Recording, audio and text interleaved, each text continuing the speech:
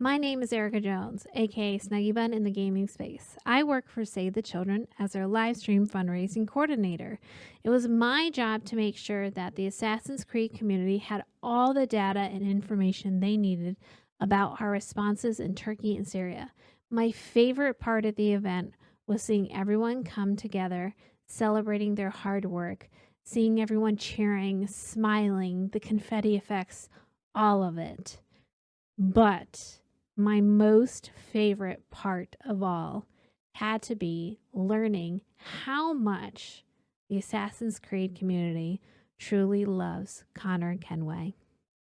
Hello listeners, this is Future Declan here. I've popped all the way back from the future to the past in my TARDIS to let you know that in this episode we want to do something a little extra to capture the amazing fundraising effort by the Assassin's Creed community. In a moment you'll hear me, James and Arshak, but also hidden in the data stream are some audio logs recorded from the members of the fundraising team who will come together to share the memories of the event. Also, we wanted to let you know that this episode was recorded before the Mirage gameplay trailer, and when the Mirage gameplay trailer was released, we decided to quickly record and do a Mirage reaction before we had a chance to start editing this episode. So the numbers are a little bit odd, but we thought we'd let you know. So without further ado, I really hope you enjoy this episode. Good evening, everybody. Welcome to Let's Talk Assassin's Creed, the #1 podcast for all things Assassin's Creed. Today, I'm going to let Declan, the host of the show, the co-host of the show, the half of Let's Talk Assassin's Creed, introduce us. Declan, go ahead. Wow, James, you have changed. We've been hacked. What is going on? We've been hacked. That, ladies and gentlemen, is the voice of Arshak, who you might have heard before. He's been on the podcast many times. Arshak, why are you with us today? Today, I am here on the podcast to discuss this little something we did for kids in Syria and Turkey called the Assassin's Creed Community Relief fundraiser. That was worked upon by a lot of the community members of Assassin's Creed, and yeah, it was a fun time, wasn't it, James? It was amazing. I said this. Declan and I, when we spoke last week, and we were chatting with Chris from Scholars of the Creed. Oh, by the way, Chris, I'm so sorry. I consistently referred to your community as Creed Scholars during the last recording, which is wrong. It is Scholars of the Creed. And I'm so sorry, mate. I should have got that right. Anyway, and I said on that episode that it kind of feels like a dream now. It's been a couple of months. The work is done. It's been incredible, but it almost doesn't feel real.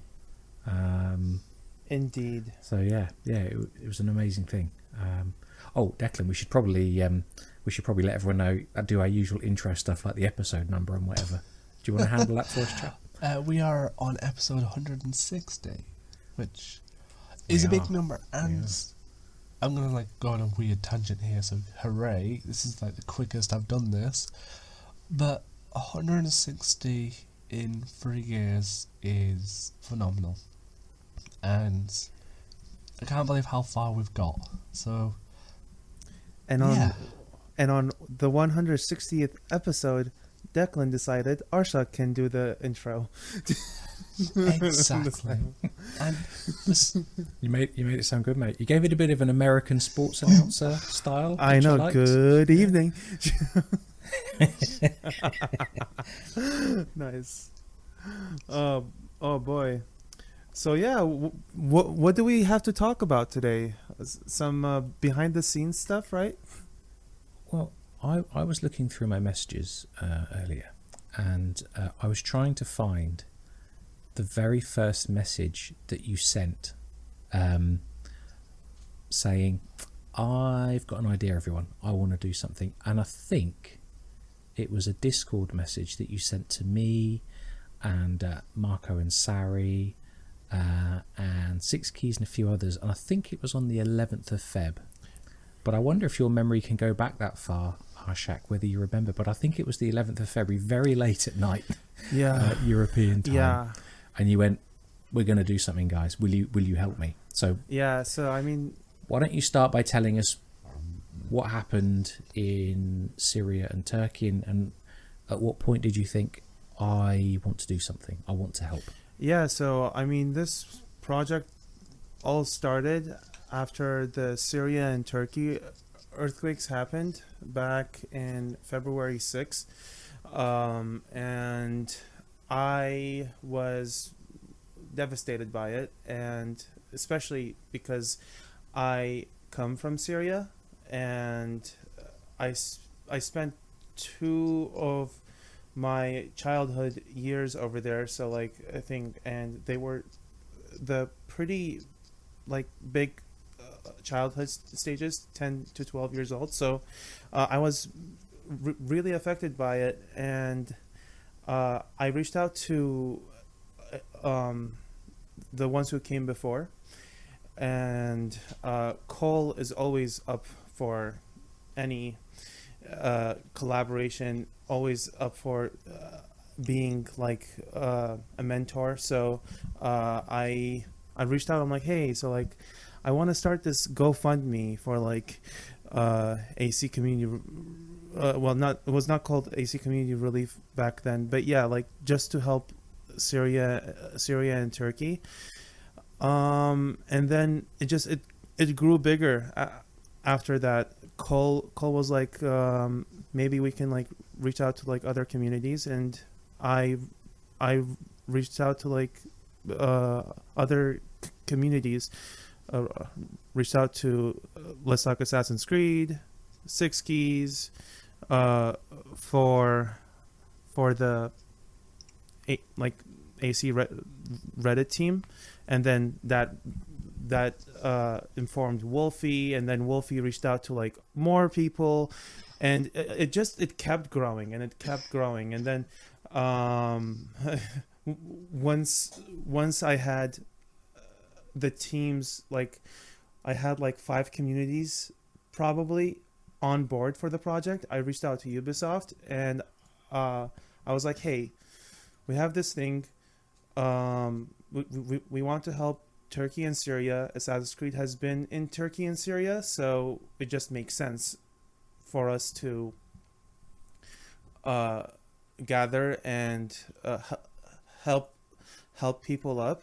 And then they told me a number of fundraisers, and when I saw Save the Children over there, I really want to help the future up. So we went for the children.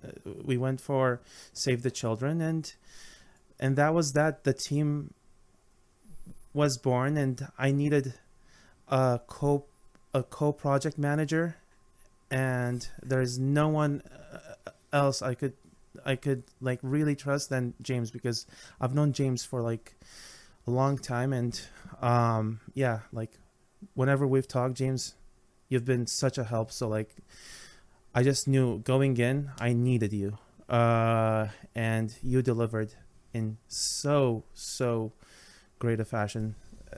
Like learned a lot from you. I keep telling you thank you.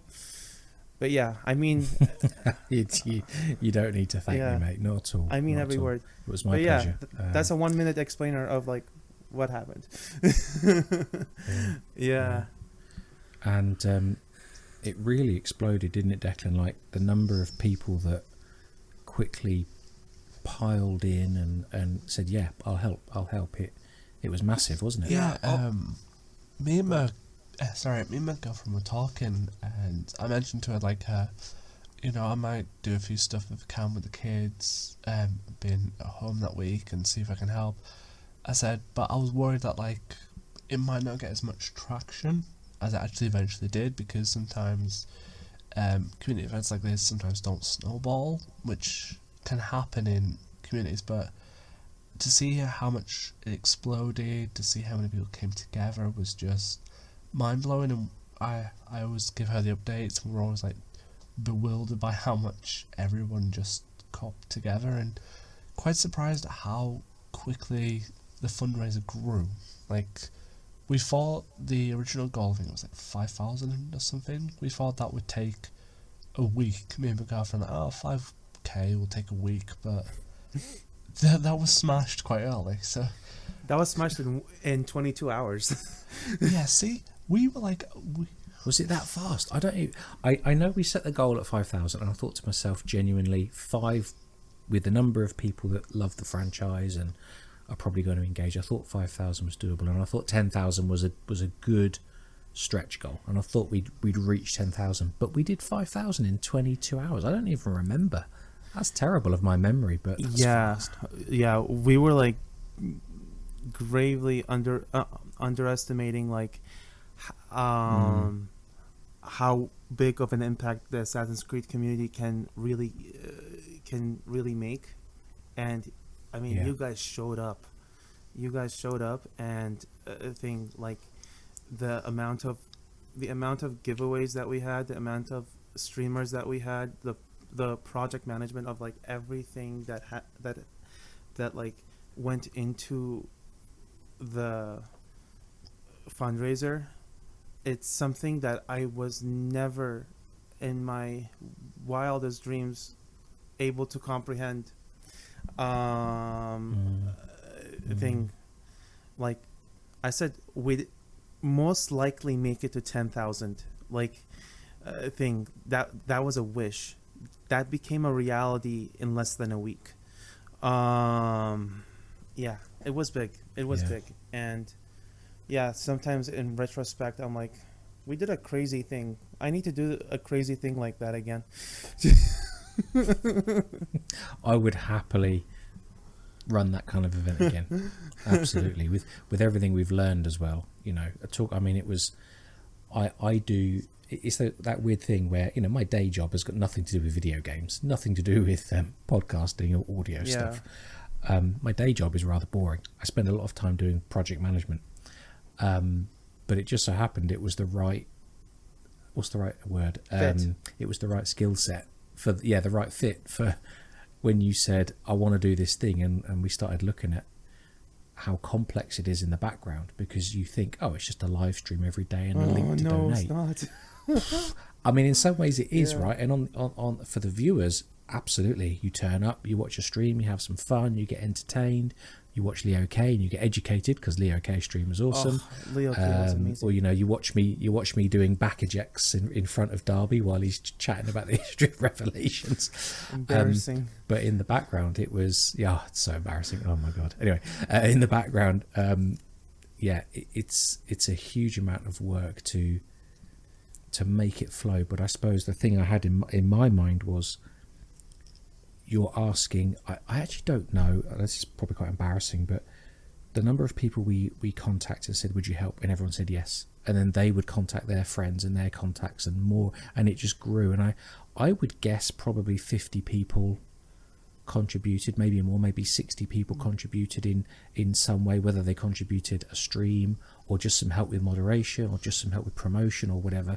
So many people contributed, and the thought I had in my mind was, if people are giving their time, we need to make it as easy as possible for them, right, by helping them get onboarded.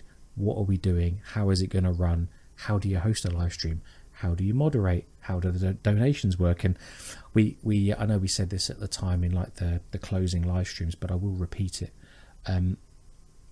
We learned a lot, and we built on top of the work that Sunny and Six Keys and others in the Assassin's Creed Sisterhood community did when they did a fundraiser a couple of years ago for the breast cancer research charity. They did it a couple of years ago. It was a big success, and they came to us and said, look, here's what worked for us, here are the tools you can use, and they helped us make a much faster start than we would have had knowing nothing. So we're eternally grateful for their knowledge. I just hope, Arshak, actually, that we can pay that forward one day and maybe help others, you know, learn from our experience and do the same thing. Definitely. That would be nice to do. Definitely. And this is what this podcast episode is, what it's about, like learning from this, the accomplishments that we had, and the challenges that we had, and like, how to go around them and not be stuck in something, because this project was the most learning experience I've had, like constant learning experience day by day. I learned something new, and uh, just like improved upon it and improved upon it. So yeah, it was pretty nice. It was really, I mean, challenging is the word. Yeah, like it was really challenging, and sometimes I went to bed not knowing what the next day would be like. But then every time we showed up, we fixed the issues, and um the fundraiser just like, continued, and I'm like, oh great. How did that happen? And if you're listening to this as a one-off because you're interested in the fundraiser, that's great. Welcome to the show. If you do just want to hear an opinion of someone who contributed, who hosted, listen to our previous week's episode where we chatted with Chris from Scholars of the Creed, because his team did a lot of work in the background hosting virtual photography contest. They did a lot of promotion for us, and Chris hosted one of our live streams on our schedule. He hosted a Assassin's Creed 1 marathon, and he got within a couple of flags of 100% sync, which is amazing, in I think 13 or 14 hours. So if you are interested in hearing his experience as a streamer and as someone who was also new to that, definitely have a listen to last week's episode, because his insight is fascinating. Yeah, that stream was mental. Yes, poor guy. That stream was mental. God, we went through some challenges through that stream. Just know that do not depend on Discord. If you're like gonna stream with someone on like Xbox or like PS4, because like there are some some technical stuff that just doesn't happen to make the stream like really good. But then what Chris did from Scholars of the Creed was he was such a beginner at it, but he was such a pro, just getting used to people rating the chat. And like it was probably one of his first streams, and yeah, like he took it like a champ. So and Scholars of the Creed does amazing stuff. Like their virtual photography, the help that they gave was amazing.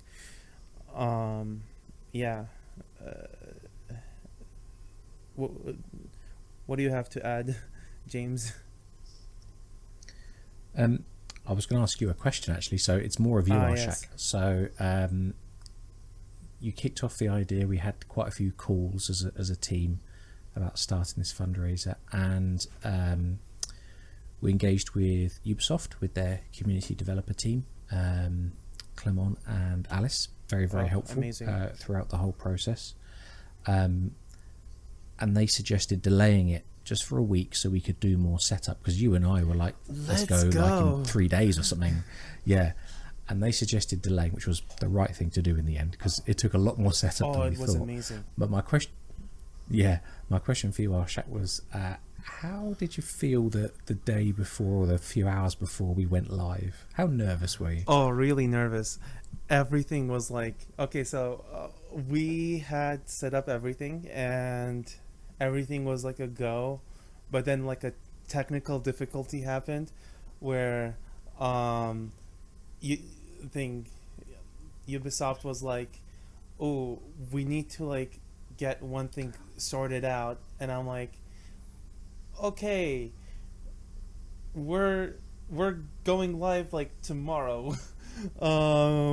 So I don't know how this is gonna work out, but like we're gonna do it, and then we'll just fix the issue as we move forward. So what I learned from that is that, like, yes, you have this big push by a big developer, but um, a lot of people throughout that week and a half of just planning the project out, we had done so much work, and we were gonna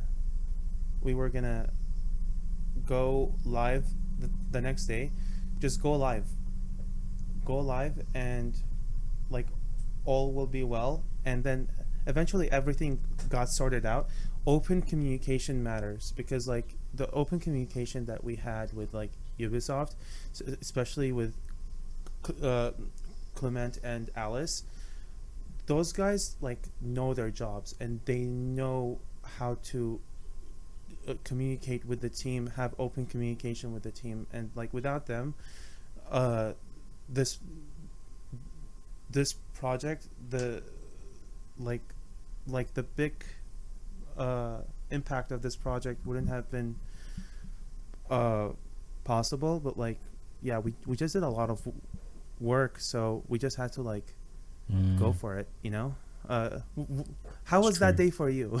Because that day was like the first stressful day. It was stressful, and I don't think I slept much, and my adrenaline was pumping and my stomach was twisting. Yeah, me too.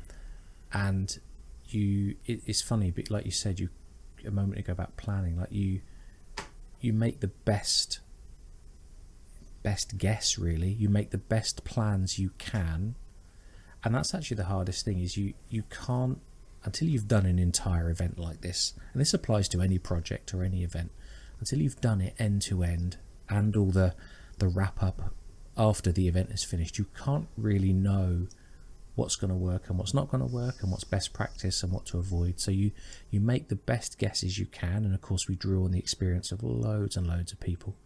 So we had a plan, we had umpteen checklists, there was loads of, like Arshak said, we did so much work in terms of planning communications, planning a schedule.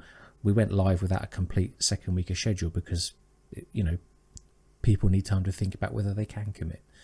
And what I suppose I got to before we went live was, do you know what, we've done the best that we can do.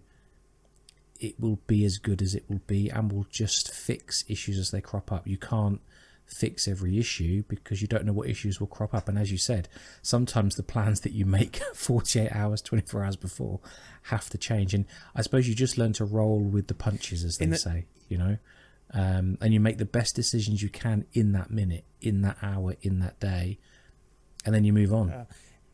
In a true sense of a word, we took a leap of faith. Oh yes, we took a leap of faith. We were faithful of Ubisoft, and we were faithful of our community members and the work that we did. And like, and we believe that everything in the end will be okay as long as we worked for it, and we showed up to people. And yeah, there's this saying in The Crown TV show on Netflix, like, this is what got me through like project management for this fundraiser. When I was like listening to it, I think it was like the TV show, it was the episode of Aberfan, and Harold Wilson said to the Queen that all we gotta do is fix as much problems as we can, and not make others, just like thing. That's basically project management. You just gotta fix this stuff. And man, I wish I had like the real thing that he said. But yeah, it's in that TV show episode that I'm like, okay, I'm just gonna be a problem solver for this Yeah. project, and like, everything will set its course. Yeah, I'm talking a lot. Sorry. Yeah. No, that's what. Hey, mate, this is a podcast. We talk. I haven't watched The Crown, but I know. I think most people in the UK would know of the Aberfan disaster. Aberfan is a town in Wales. Wales historically was a huge coal mining country. Wales sits on top of some of the best coal in the world, and the side effect of mining is you end up with these. I think it was a huge heap of what they call, is it spoil, like sort of the waste products of deep mining. And there was effectively like a mudslide or an avalanche. Of this byproduct, this spoil of coal mining, and this stuff slid down a hill, and it destroyed it. What's the right word? It swallowed up a primary school. It was an awful disaster in the 1960s. And see, it happened to kids. And that episode is really what got me through like hard times during the project. Like I always went back to like that one saying that Harold Wilson said to the Queen, like in the last 10 minutes of the show, because like, the Queen had to like lead without showing emotion, but then she has to show emotion because, like, it was a very drastic thing that happened. So she was having like a problem about like she was having a problem inside, and I don't know if this like in reality happened. It was just like because of the show and what Harold Wilson said, and the fact that it was a natural disaster that happened, and Syria and Turkey was a natural disaster that happened, and it was about kids. Yeah, it really affected me. So it played out well, and it made me more calm during the project. Because I mean, it's a project that I took having just the experience of project managing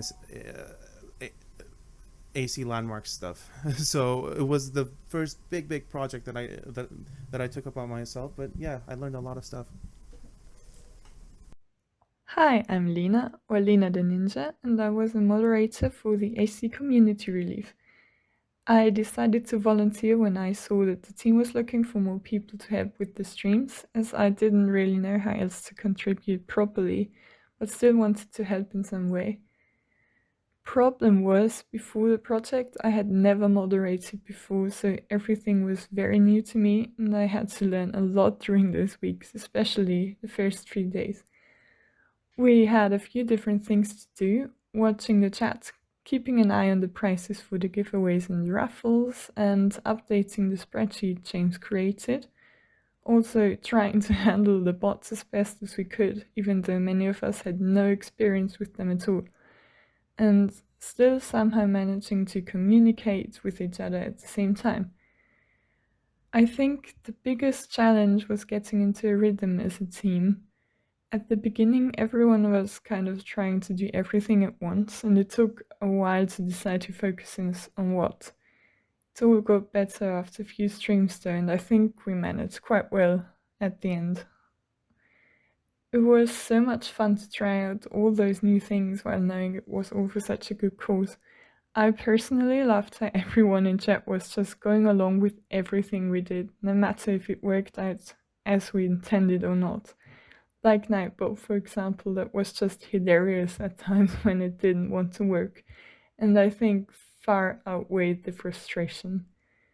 Overall, I think it's an event that I'll cherish for a very long time. I'm so happy we managed to raise so much money and could make such a cool community event out of it. If we ever do something like this again in the future, I'd definitely love to help again. The lack of sleep was definitely worth it. Yeah. let's take just for memory's sake. I'm going to repeat here the schedule and just call out everyone that streamed and hosted a stream for us. So as I said earlier, our first sort of conversation that we had with Arshak, where he said I'd like to do something, was I think the 11th of February. So we went live on Wednesday 22nd of Feb. I forget the time actually. It was the evening, 8:30 UK time, or for those of you out in the Pacific coast, that will be 12:30 Pacific time.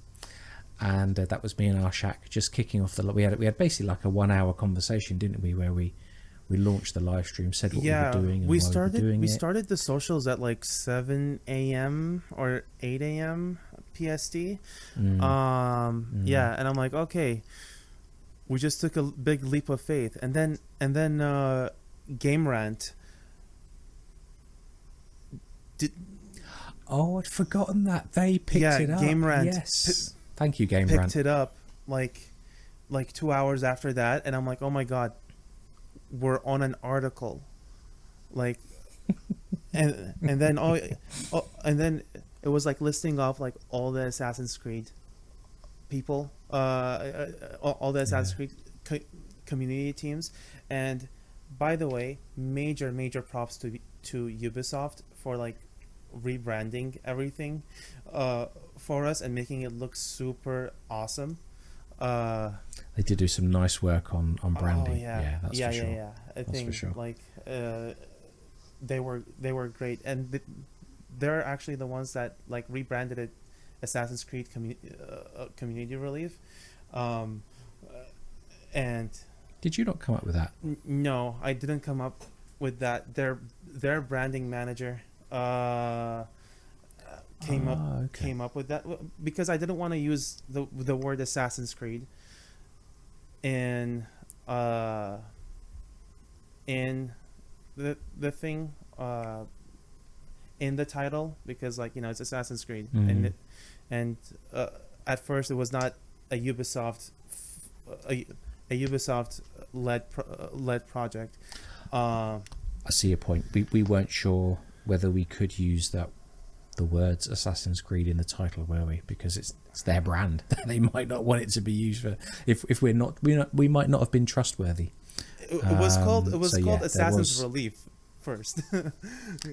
That was it. That was it. Yes. Of course. But yeah, you gotta make sure of like all these like technical stuff, and it's like, But yeah, I'm super glad they picked it up, and they just rebranded it. It's so cool. But yeah, you were gonna read the streamers or so? I'm gonna run a list of names. Yeah. So then on Thursday the 23rd, Sophia EA16. She's been on the podcast with us in the past when we did an AC2 revisited episode. So she did a tour of Istanbul. She played some Revelations with Ezio and started Sophia. the backwall eject. She also did a eject off of Galata Tower. That started the whole trend. It's the cool way to do it. Then Friday the 24th, Leo K did Rogue Academy live. Did he just play Unity, or did he play some of the other games as well? I can't remember now. He played AC1. He played Revelations and Unity with Sunny. That was right. Yeah, they're such a good chemistry together. Just I enjoyed every second of like their conversation and Leo's tips on how to be a sneaky assassin thing. I look up to Leo in stealth. You know, he's sneaky. Yeah, he breaks this stuff apart and just. Between he and Jace's, I learned to understand how Unity works, and sometimes doesn't. Yeah, fantastic. And I wasn't able to watch every stream, but I did want to watch that one. I know I was watching at least the second half. Actually, I may have been moderating now. I forget. Yeah, you probably were. It was a rainy day for me. I think. Yeah. I can't remember how it came up in conversation in the chat, but I suggested to him, I was typing in chat, I said, would you do a particularly difficult, one of the particularly difficult co-op missions or heist missions for a suitable donation? And of course he was up for it. So I did make a small donation for him to do Smuggler's Paradise solo, which is a miserable heist mission to do even with co-op. So he was a good sport for picking that up and doing that. He even started the, what do you call it, the dinosaur move thing, like having to go places to like where like all you're doing is like moving the character like bit by bit.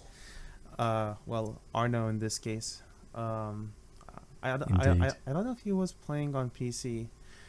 He could have modded. I think he does. He does. Yeah. But now I can play on PC. I have a PC. Woohoo! Nice. Yeah. Welcome It's to the great. team. I can play AC4 Black Flag multiplayer without worrying that my computer is gonna crash. Yes, happy days. Then on Saturday we did I hosted, because we hosted it on our YouTube channel, but it was presented by Zark and his team. Was a discovery tour stream of Istanbul, Constantinople. So that was Zark, I think Ada, Louise, and I think you as well were on that, Arshak, as well. You were doing a bit of a historical presentation. That's as well. when we reached the 10,000 mark. Right. Okay. Thanks to Assassin's Creed series. Okay. He was a very generous donor. Amazing. I'd like to get him on. I wonder if he would join the show in the future if we invite him on as a guest, because I'd love to chat to him about what he's doing on his YouTube channel. He does some amazing stuff on his YouTube channel. Yeah. It must be incredible. He must have to play and replay those missions so many times to get the footage, to edit it together so it kind of becomes almost cinematic. So anyway, that's a topic for another time, don't you think, Dec? Then Sunday was this was the multiplayer stream hosted by Six Keys, and I was on it. I think you were on it, Arshak. And there was a couple of others well that joined us, and we were doing Black Flag multiplayer, old school multiplayer. I love it. I loved it. Absolutely. I died laughing. Absolutely loved it. Oh man. But it was great fun. Six Keys was having like all these challenges because I think Keys hosted the whole thing, so like every challenge was like on her, and it was great. Like the best fun I could have had with like Assassin's Creed, the Assassin's Creed community. Like I haven't done that ever, so the first time doing it was like, okay, we got to do this a second time next time. But yeah. Hi everyone, I'm Six Keys, host of the AC Sisterhood Speaks podcast and one of the moderators / admins on the AC Sisterhood Discord server. I was part of the organizing team on the AC Community Relief fundraiser and also worked on some graphics and social media posts to advertise the campaign.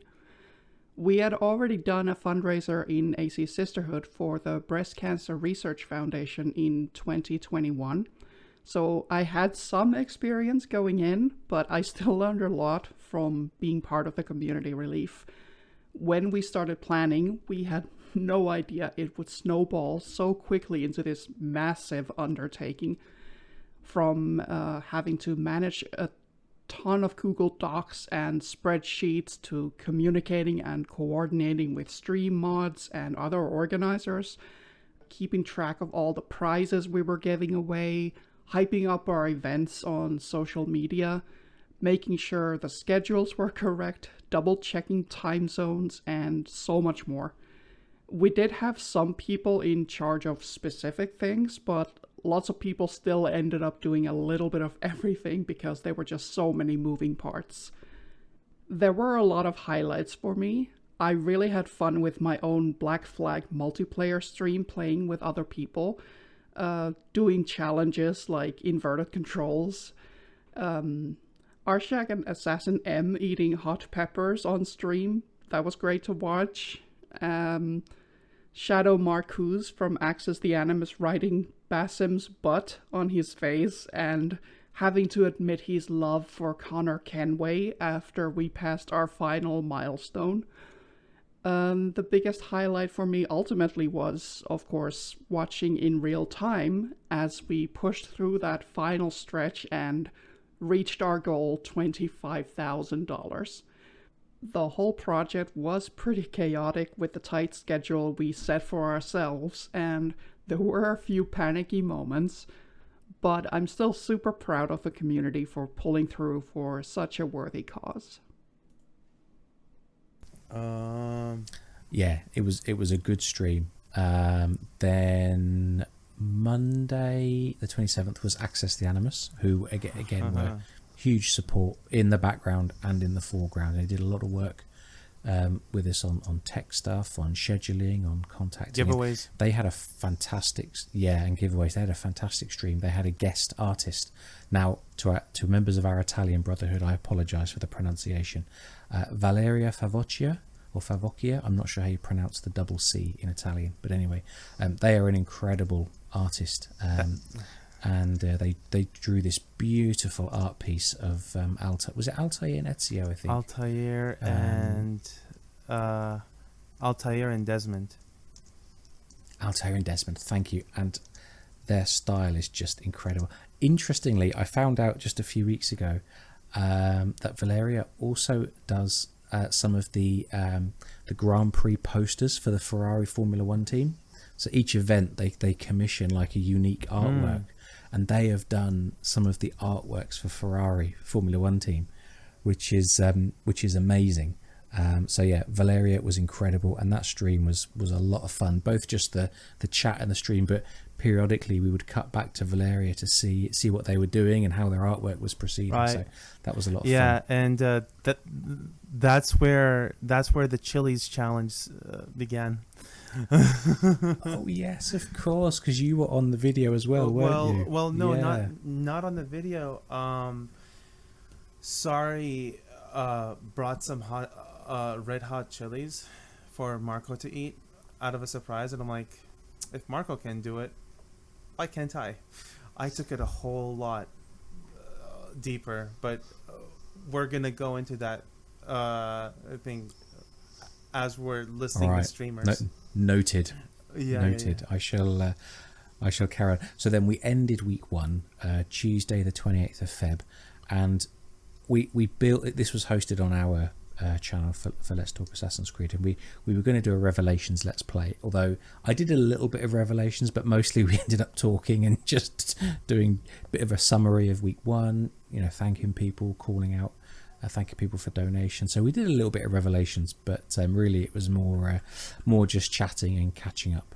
But I enjoyed that conversation with you. This was when I went crazy on the thing, on the peppers. I had habanero peppers and serrano peppers, and my stupid brain, smart brain, was like, you know what? We get to 13,000. I'll eat 2 habanero peppers. That was painful. Painful. I think the next day, I thought to myself, look, I've got to try this. I've never eaten a raw chili. I'm British, for us butter is a spice, right? We don't do hot food in the UK. So yeah, butter and salt, those are the only 2 major spices. Anyway, I bought a little pack of fresh red chilies from the greengrocer on the high street, and I was here at home. I took a bite, chew. Yep, that's pretty damn hot, although not unbearable, but it gave me immediate hiccups. Oh yeah. Which I've heard now is quite a common reaction from people to spicy food. And would you believe I had hiccups on and off for the next 12 hours? Oh boy. So I then, yes, you can stop laughing, Declan, I heard you. So I then realised that I can't do this on a stream if I'm hosting, because you can't have any kind of sensible conversation. Oh yeah, if you've I got have no hiccups for an idea. hour. I have So, no idea how I survived throughout the stream. If it wasn't for the milk I was drinking, the ice cream I was just like, devouring, and I mean, milk, ice cream, yogurt, common Yeah. staples. yeah. Water, kind of. Yeah, it's kind of, water is good. But yeah, have ice cream, dude. You deserve an ice cream if you do a hot pepper challenge. And yeah, like, the more I did it, the worse it got. But You kept doing but it. but I did it. Tuesday the 28th, right, at our end of week 1, was that when Assassin M joined us, or was that at the end of the event? I forget Around now. around the end of the event, probably. Well, he joined us twice. I don't know when. He joined Yeah. us the first time, but the second time he joined us during the ending of the show. But I know I tried the peppers 4 times. One, during 4 streams. One was when on the stream after Access the Animus, our stream that we're talking about right now. The second time was, when was it?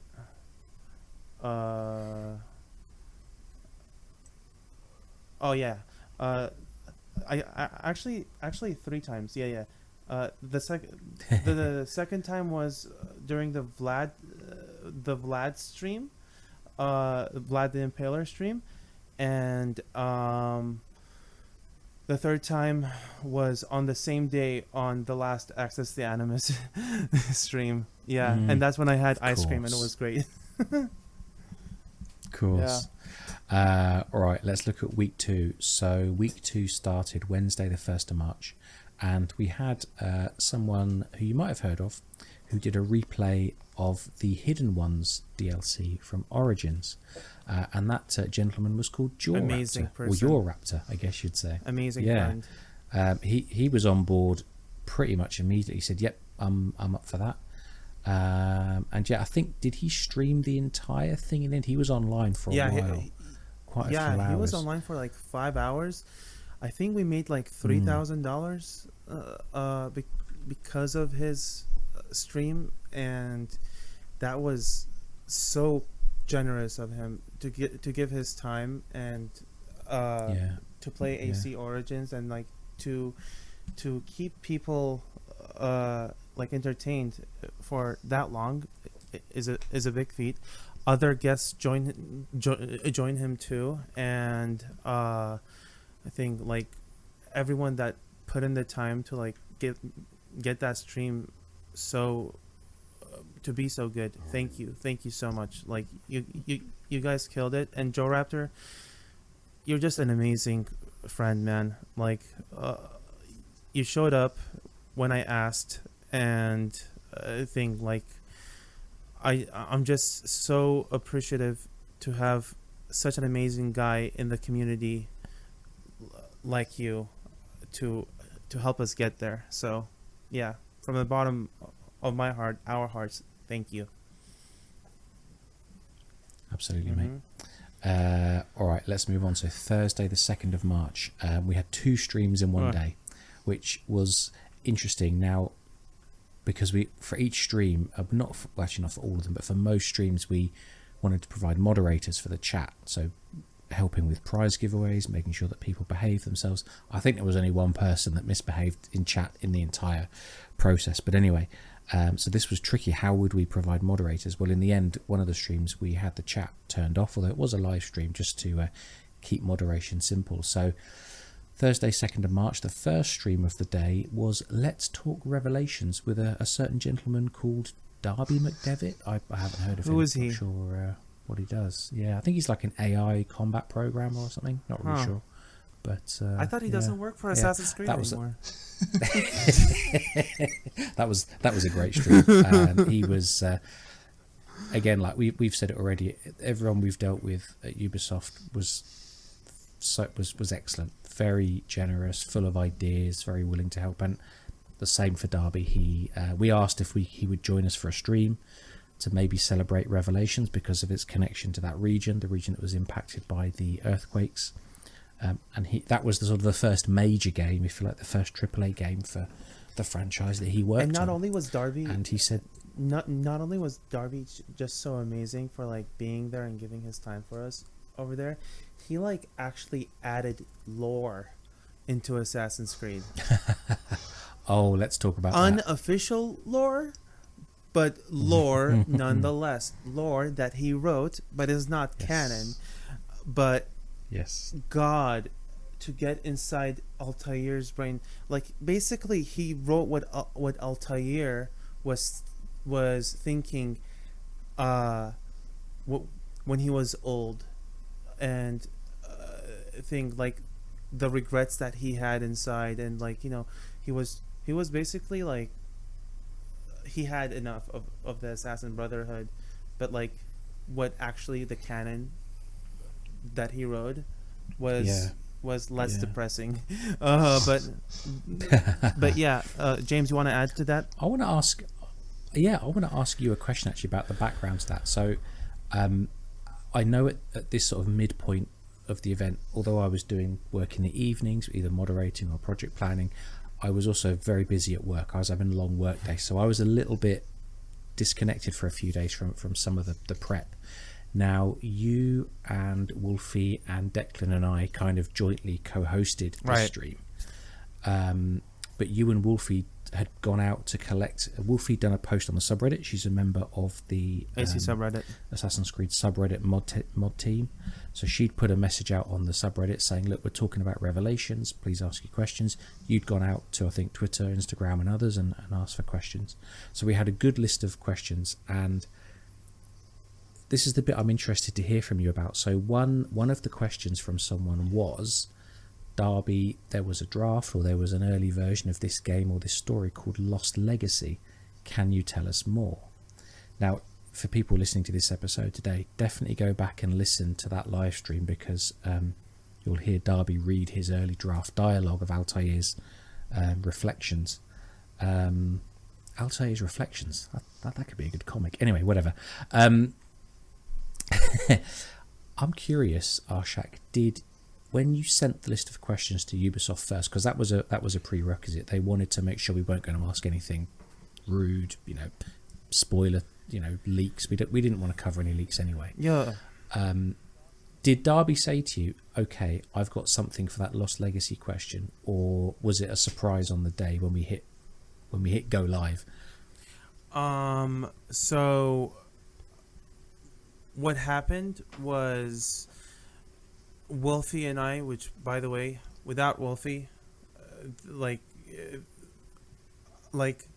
there was James doing the side content of things, and then there was Wolfie just like making sure everything was like up to date, and making sure that like the project met its goals, and helping me up with like these questions, and yeah, so like Wolfie did the subreddit questions, and I did the Twitter questions, and then we just had like a 1 hour meeting of like scrapping through the questions, and we came up on this question, and we're like, let's ask it, why not? And then Alice came and was like, so we have this question and we're gonna answer it. And I'm like, no freaking way. But then Alice and Darby were like, we're not gonna answer it until we talk about it on the stream. So like we just thought that it was a good way to end the stream. So it was great. Yeah, but like whatever we heard then was like, yeah, it was just like we were awed by it. Hi everyone, I'm Wolfie. I reached out to Arshak when I first heard about the fundraiser. I offered to create a post on the subreddit and promote the fundraiser there and on Twitter. I had no idea how big this fundraiser was going to be, but I'm glad to have been involved. It was amazing to see how many different Assassin's Creed content creators and organizers came together to help out. Seeing as I have some mod experience in various communities, I was asked to be the mod wrangler to make sure the various streams had mod coverage. It was challenging at times, but I met a lot of wonderful people who were all looking to help out. This was my second big fundraiser I was involved in, and I would be proud to assist in others. The Assassin's Creed fans are just the best, and I'm blown away by how generous they are. One of the highlights for me was helping out and being asked to participate during the Darby interview. He's very kind and really loves engaging with the fans. In the end, we raised over $25,000, which is so much more than we dreamed we could raise. We came together, put aside our differences, and accomplished so much. Yeah. And another shout out. So I think within a couple of weeks, I forget the date, but you can go and look at their YouTube channel to see. So within a few weeks, Access the Animus did a special video where they looked at, or they took the audio clipping, if you like, of Darby's reading out his draft text. Of course. And they did a bit of lore analysis, and they did a bit of expansion of some of the early drafts. And their video is excellent because, like all of these games, they might start as a very different project to what you get at the end. I think Lost Legacy was going to be a very, very small, maybe even another mobile game like Bloodlines and Discovery. I'm not sure, but anyway.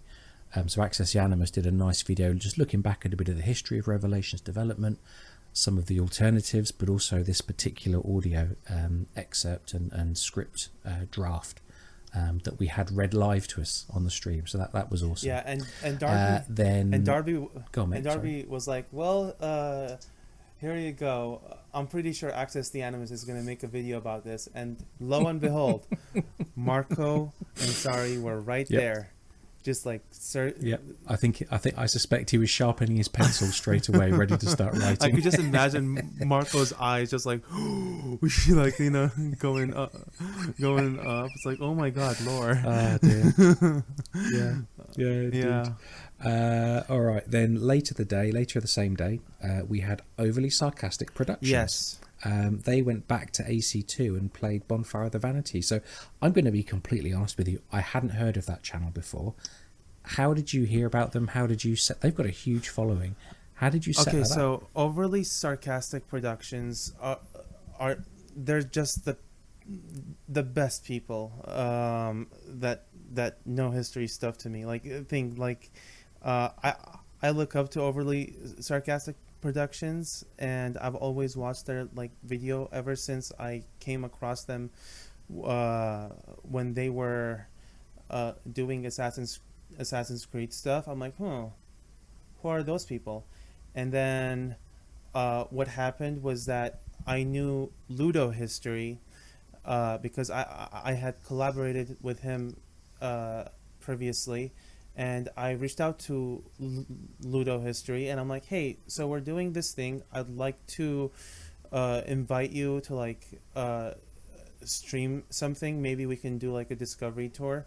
And that's exactly what we did with Ludo History. But then I also asked him, since he knew OSP, Overly Sarcastic Productions, to ask Blue if he would be down for something like this. And that's how we got connected together. And all of a sudden I was talking to Blue and telling him how everything is going to go during the not the podcast, during the stream, and what he has to do. It was such a pleasure talking to him, and it was such a pleasure seeing him play and just serving the community. Although he doesn't do a lot of Assassin's Creed stuff anymore, he still showed up and we're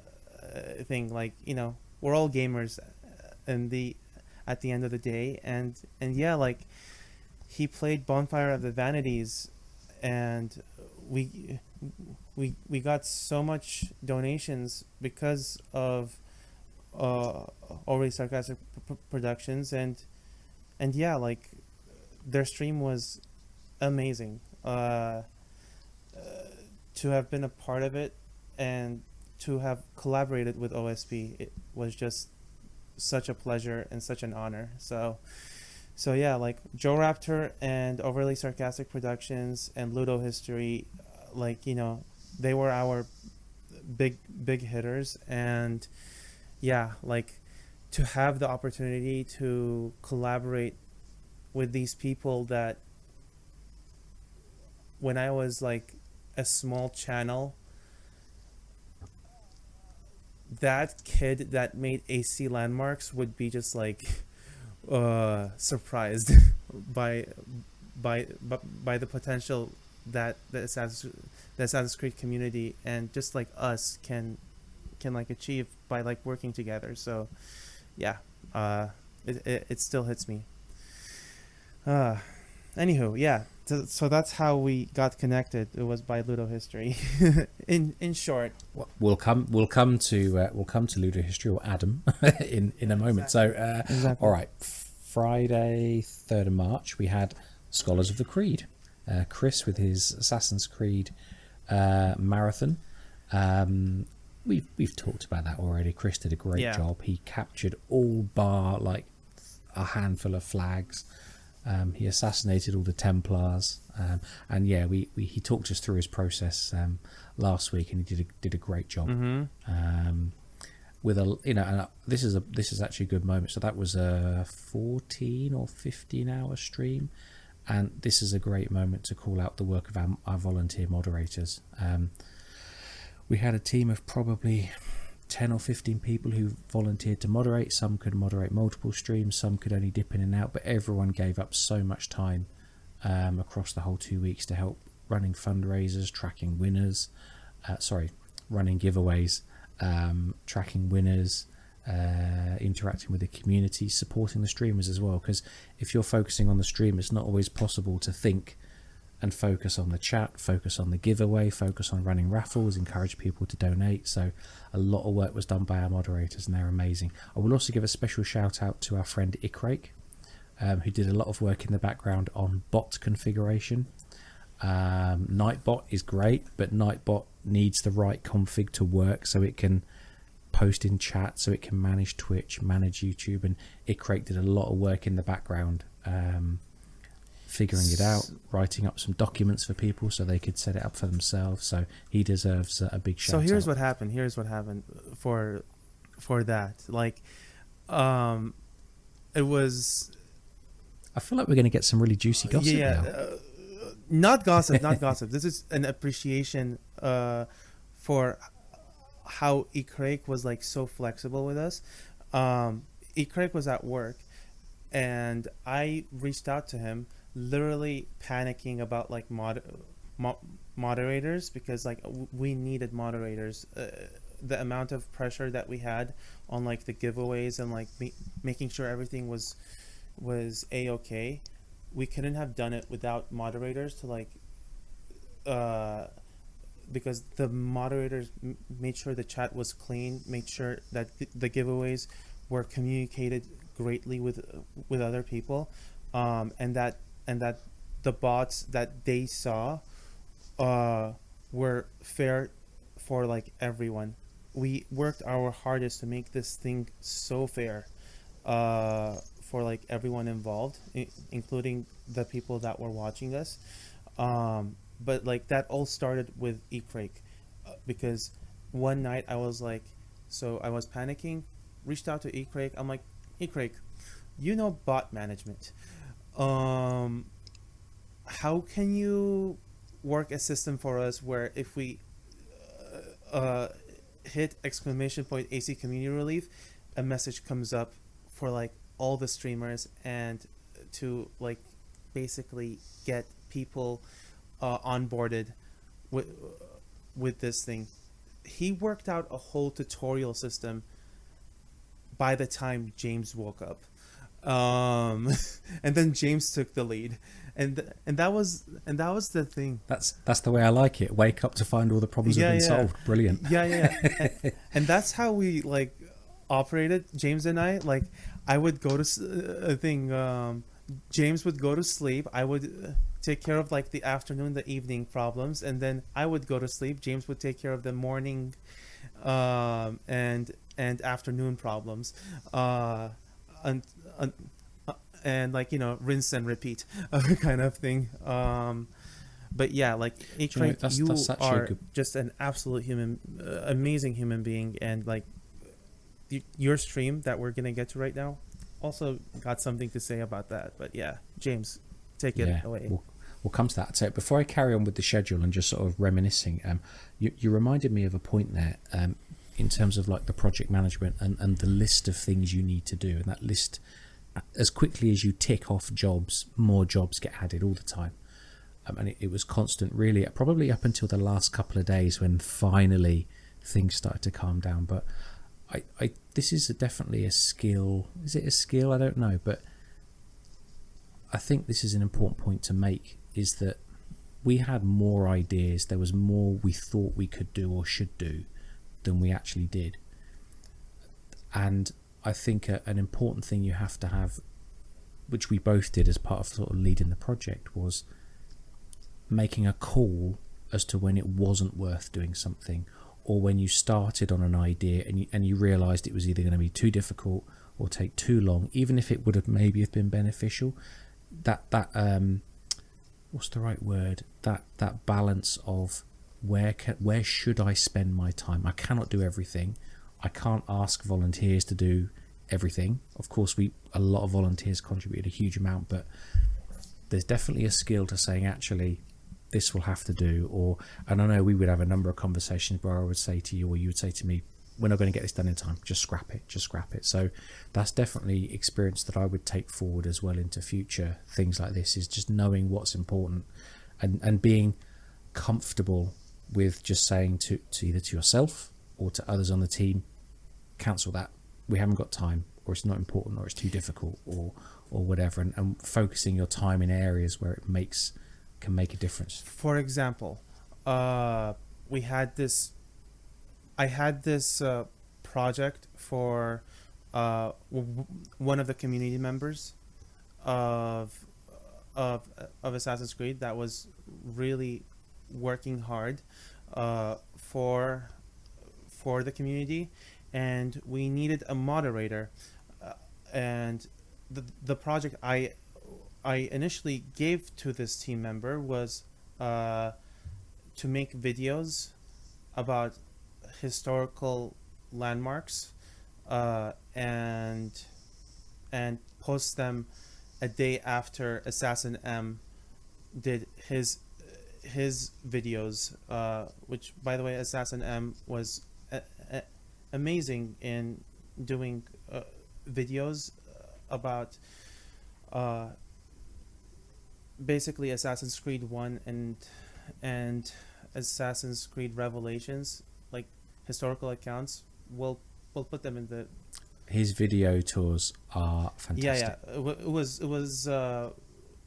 great. It was so great. Like, I'll put them up again on my Twitter for you guys to watch it. But what happened with the videos that I assigned was that it literally didn't make sense to like get this person to do the videos and be the moderator. So I had to make the call to like, okay, just do the moderation, and the videos, Assassin M will like handle the video part. So yeah, you have to make those tough calls sometimes. Not everything is possible, but you gotta handle you just gotta handle the situation and figure out what's best for the project. Because what we did in Discovery Tour is go over the landmarks and the historical figures and stuff like that. So having a video about it as well kind of was like adding more work. So yeah, eventually we had to make the right call, and we did. So yeah, just saying this, if you, the listener, someday decide, hey, I'm gonna make like an Assassin's Creed fundraiser, and let me learn. Maybe maybe you're listening to this a year from now, 10 years from now, or Assassin's Creed is gonna exist in 10 years. I think with a number of projects allegedly in development, we can be sure it'll be around in 10 years. Yeah. All right, let's go back to the schedule. Actually, I will make one more shout out here. So, like Arshak said, so we had our schedule of daily streams, or sometimes twice daily. Running in parallel, we had Assassin M doing these kind of, we call them audio discovery tours, walking tours of the region, which were excellent. Whilst he talked about the history and the stories of this region. And every day also in parallel, we had Noah, who's another member of the moderation team. He was going back to Revelations into AC1 and doing a daily parkour snippet. He does parkour videos all the time, and they're great. And he finds these fantastic routes through all the different cities. So every day he was uploading a new clip, just showing off the cities, the worlds. Yeah, he's amazing. And the movement. Of AC1 and Revelation, so they were great to see as well. Just a bit of a different flavour on some of the content that people were putting out. Yeah. All right, let's go back to the schedule. So Friday, March the 3rd, Ubisoft News stream. Ubisoft News stream? Yeah, that ran on the same day as Scholars of the Creed, because they went and raided Chris's stream. Do you remember? Oh yeah, it happened together. Yeah. Yes. Yeah, sorry. Yes. Oh, I know it happened during during Scholars of the Creed. That was like so that day James had taken a vacation. We had a pre-planned family holiday. Yeah, yes. James had taken a vacation, and it was all on me to like calm as much stuff as possible, but James took time away from his vacation, and he was like on the comms fixing the situation that like we were in. Eventually we fixed it, but yeah, like for UB Newsroom to like do that was so amazing to us, because like that brought so many eyes into the fundraiser, and so much awareness. But yeah, sometimes you have to like survive in very not serious. It was just like a technical difficulty that we didn't see coming. So like you have to be you have to survive when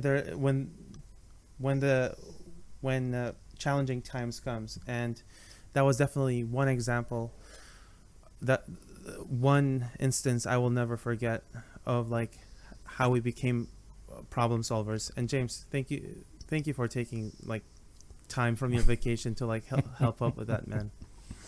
Yeah, it's all right. I got Discord on my phone. Not a problem. I can type at messages first, into a at channel. first I thought, oh my god, James is on vacation, this whole thing is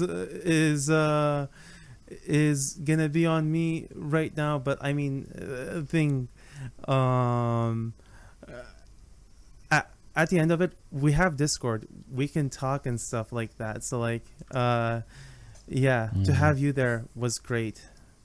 But yeah, I'm being stressed talking about it right now.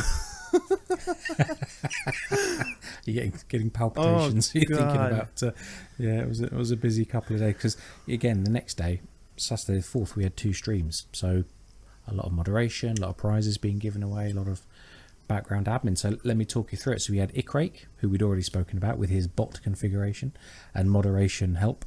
He did a Revelations marathon. So we had Chris doing his AC1 marathon, and then we had Ikrake doing his Revelations marathon. And Ikrake actually did something quite cool with climbing. Oh my God, what's it called? The big mosque. Hi, Sophia. The Hagia Sophia. Yeah, he actually climbed it and earned the achievement for climbing it. Yeah, Spider Assassin with inverted controls. And the way he did it the way he did it was with such ease. Give it Craig any challenge, he will get it done. Assassin's Creed series was just like playing with Craig during that stream. And context, by the way, India has a whole different time system. Not time system, time zone. So like when the stream was basically on the same day that AC that Ubisoft the Ubisoft stream was, and the 14-hour stream that Scholars of the Creed did. And when Scholars of the Creed finished, 2 hours later, Craig went up. So like I had to be there for that stream to like moderate it and stuff like that. And the easiness, like just like the ease that Craig showed, and the fun stream that Craig had during that stream, just like doing challenges, just like, you know, doing just like normal stuff. Like it was so, after a long hard day of challenging stuff, it was just so great to see Craig having fun in the stream. And I stayed up until like 2 a.m. just like helping up until like James like woke up. Do you know, you've just made a good point there, right? I mean, partly because that weekend, the Friday, I think we came back Sunday night, so we were anyway for a couple of nights. But actually, I probably watched an hour of every stream or less. Some of the streams I couldn't watch at all for different reasons. And that's a shame, because it would have been nice to have joined in every stream and chatted with the hosts and helped out the moderators. But yeah, there were some streams, just unfortunately because of the way life goes. But yeah, I didn't watch any of Craig's stream. The next one, which we'll call out next on Saturday, was Biodanks. She's an incredible artist, so she did an art stream. She was drawing emotes, which are just adorable. So cool. With sort of, I suppose, would you call it chibi style Altair and Ezio from Revelations, and she was taking sort of ideas from the audience, and her stream was, I watched her, just again, I could only watch about 15 minutes of it, but very chilled, really great to watch her work, and that was fantastic. That was Biodanks. She was great. Yeah, I think thank you, Biodanks, for like coming through. Didn't Lisa also do like a stream? Oh, thank you for reminding me. So this is one of those kind of parallel events. So Lisa Zaman, who we've had on the show in the past, an incredible portrait artist, she did something in parallel to our schedule, and I think it was in week 2, but I'm going to be honest, I don't remember. She did an Instagram live for quite a few hours, and she drew Ezio from a blank piece of paper. Again, unfortunately, Lisa, I'm so sorry, I couldn't watch it because I was at work, but it was a fantastic way, and she used it as a way of promoting the event, promoting the fundraiser, and she also auctioned off one of her unique pieces as well. Which was and it was on Instagram Live, which was like, oh, we can also do Instagram Live. Oh my god! Like, I think like, I've just had a thought. Could you stream? This is off topic. Could you stream to Instagram Live from OBS? Like from your PC, or can you only do it from a mobile device? I wonder. I have no idea, no. But I mean, no, me neither. I mean, having like a different social media kind of do the live for us, and like having it on like Instagram, for example, that was great. Like, guys, we have so much power in just like social media. Like, you can start like a fundraiser and have it be such a successful fundraiser by just using these tools to like, get people to see what you're doing. And you just have to have the idea and the willingness to like see it through, doing the action, and like, keep on going, and like other people will help. And like, I was not thinking about it about an Instagram live, that just came because Lisa was like, I'm gonna do an Instagram live, and I'm like, what? That's so cool. So it was not only YouTube and Twitch, it was like also Instagram live, and yeah, it just, it's so cool the way this project grew up in just I mean, it was 6 weeks of work, but like it was 2 weeks of planning and 2 weeks of execution, and then followed by two weeks of like giving giveaways away. But what happened was AC Revelations, right? No, not Revelations. You know, in Assassin's Creed Valhalla, a spoiler alert to anyone. I mean, if you have not played Assassin's Creed Valhalla by this point, play it, please. I think we can we can wave away spoilers. Yeah, now. I know. But like when what's her name? Layla. When Layla and Desmond meet up, and then there's like this tree in front of them full of like timelines and stuff like that. I was basically thinking about the project as that tree. It's like it can go to like so many possibilities and like it can grow so much, and yeah, I mean, it grew so much, and it kept on growing, and it kept on growing, and yeah, it was I gotta get over this fundraiser at some point, but yeah, it was.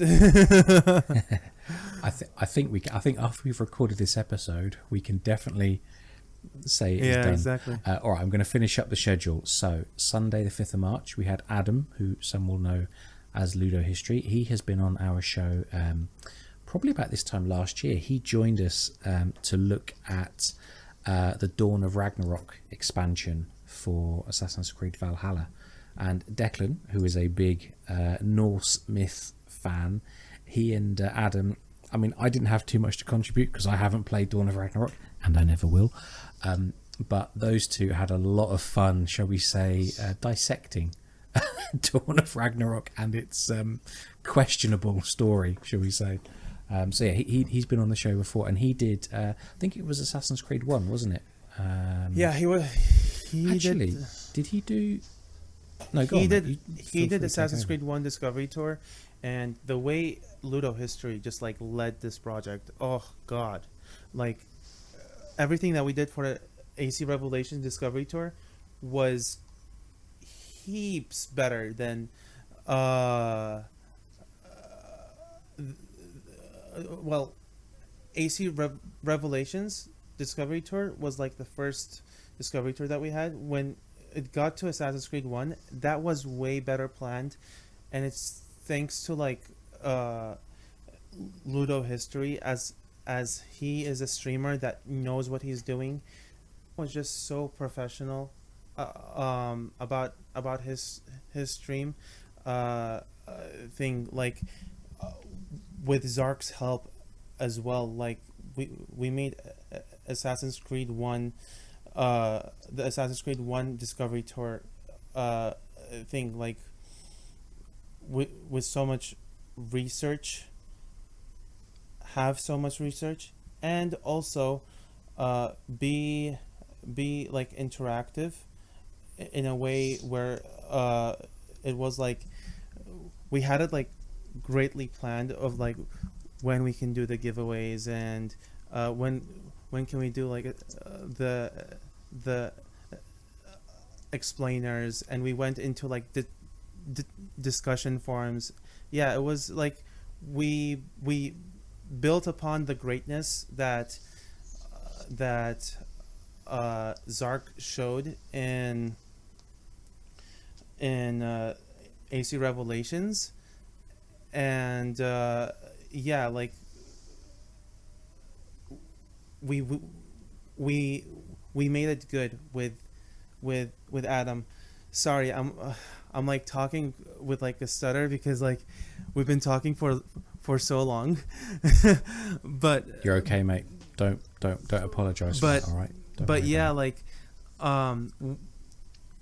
with Adam's stream, it was a it was great to be a part of it. I was like talking as well, and we went into so much historical research. And Adam also did like research on like whatever is happening in Turkey and Syria and why that's important. He added that element into it. Lastly, and like Adam is just, he's such a great guy to like be friends with, because like, you know, he just knew what to do for the Discovery Tour, and so did Zark. Zark is like, he was my go-to guy for the Discovery Tour section, because without Zark, Discovery Tour sections wouldn't have been possible. Like he was on everyone's case on like, is the research done, is everything ready to go, and I needed a guy like that. And seriously speaking, during a big project like this, you cannot handle all those like chasing people thing. You need to have point persons for these things. And Zark, Zark was the point person for Discovery Tour, and he was able to like deliver so much. Servalon's Flowers was the link to was the point person for the artists, and thing like Serv did such an amazing work as well. And yeah, we have other point persons like Servalan did a lot of our graphical work. She did an awful lot of our sort of what's the right word, communication, like an ambassador, connecting us to all of the artists that donated incredible artworks to the prize pool. Yeah, Six Keys was like Six Keys and Sunny were like consultants on the project / like major helpers. Absolutely. Like anytime we needed them, Absolutely. they were there. Yeah. Yep. White Wolf Whispers was online every day. Again, like you say, like consultants, just chipping in with ideas, experience, and also what you need from people. Sometimes is you absolutely need different opinions, because if you say I've got an idea and everyone just goes okay, well that's fine, but it might not be the best idea. So what you often need is people saying, and not rudely but very bluntly saying, that's not going to work, or that will make these complications. And the skill or the attribute that you need to have is to just not be precious about your own ideas. Yeah, exactly. And just listen to all the feedback, take the best idea that the whole team gives you and say, right, that's the one we're going to do, let's go. And we had that throughout, and it was great. You know, people were sharing their experience, sharing their knowledge, sharing ideas, counteracting or coming up with reasons for and against why certain courses of action were yeah, best. exactly. So I mean, it worked really well to have all of our consultants helping out in the background. You can't make a rash decision, basically, because that rash decision is going to impact the project in the long run. You have to talk it with like the leads of the project first, whoever is giving everything to the project, and like, you know, the close group that is basically leading the project. You gotta like ruminate the idea first, because you have like giveaways that are precious, and you don't want to get rid of them way too soon, or way too far into the project. So like, you just gotta have open communication and understand that not every idea you have is a great idea. You know, it's gotta make sense, you know. Absolutely. All right, last couple of days now. It was a long schedule. 2 weeks. Monday, 6th of March, Vlad the Impaler. My friend, he my played amigo. Curse of the Pharaohs. Yes, the Curse of the Pharaohs. Vlad was really, really helpful during this project. Vlad is my friend. He lives in Los Angeles, and he's been my friend for so long that when I knew that he had Assassin's Creed interest, I'm like, oh my god, dude, we can work on like Assassin's Creed together. This is nice. And whenever I asked him, hey, can you stream? He was like, yeah, absolutely. And he came at like 8 a.m. to my house.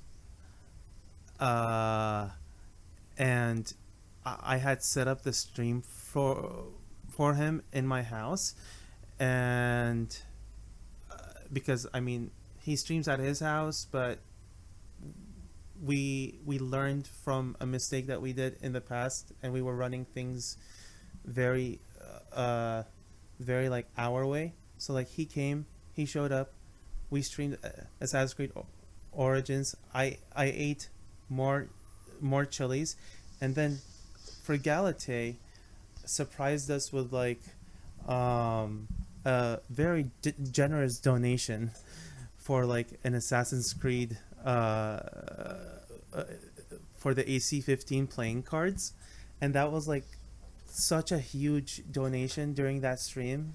And I mean it just it not only made the stream, but it like you know, I did like challenges after that. It was so good. And yeah, Vlad the Impaler is on Twitch. He's on YouTube. He also covers like Star Wars stuff too. So like, definitely check him out. Like, he's a great friend of mine. So yeah. All right, and then later the same day, we had Access the Animus back again with their regular Monday stream. Oh, yes. And they went and played some Revelations, and I believe you may have got into a bit of trouble there. Yeah, so for this stream, I was with Marco and Sari, and we were, oh God, Sari had made this like kind of spinning wheel of things to do. And we had so many challenges. Of course, the Chili's challenge was there, but so was like writing I love Connor Kenway onto Marco's face. And yeah, that was a running gag thing. The I love Connor Kenway. We made Marco say I love Connor Kenway. That was a hard thing to do, but we did it. That was... He dug deep. He dug deep. For that one. And he will have my undying respect. And that made it into Save the Children's video later on. It did. It to their highlights. At the end of their highlights reel, it was fantastic. Yeah. And yeah, that stream was beautiful. And I think that was the last stream heading into thing, right? That was it, mate. There was one more, and that was the one more epic one. Fundraiser closing stream. Yeah, Tuesday the 7th of March was the Community Trivia Showdown. Hi there, I'm Rue. You may know me as that person who ate a tablespoon of Vegemite on the closing live stream to celebrate our donation goals. But other than that, I was honoured to be one of the many artists who contributed their artworks to the fundraiser. My favourite part of the project was seeing how the community came together. Oftentimes, online communities, especially gaming ones, get a bad rep, so being able to make positive change with our community was just fantastic to see. But my all-time favourite part of the project was seeing how much this project helped those in need in Turkey and Syria. And to all those who helped, watched and donated, I cannot thank you all enough. Thank you. Which we hosted on our channel on YouTube. And we had many guests. It was great. I think we had 16, 18 people in a voice chat. And yeah, we looked back on the event. We gave a lot of thank yous because a lot of people contributed to this. We gave away an incredible prize. I can't remember, and tell us the story in a moment, Arshak, but we got in contact with Pure Arts, and they donated. Boy, I tell you what, Arshak, tell us, how did you get in contact with Pure Arts? Who spoke to who, and what did they add to our prize pool? Okay, so yeah, the Pure Arts story. So for Pure Arts, I saw that Pure Arts follows AC Landmarks, and I'm like, I should reach out to Pure Arts and see how we can like work with each other. At first, this was before the fundraiser. They made me an affiliate for Pure Arts, and also they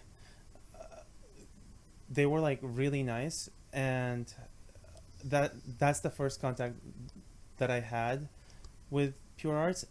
And then since I knew the person, I'm like, I'm just gonna reach out to them again and tell them there's this opportunity. They can come in with us, and just like make the giveaways look better, basically, and help out the kids. So I reached out, and I'm like, hey, there's this fundraiser, Ubisoft is part of it, and they're like, yes, we're interested. And not only did they give one we only asked for like one statue.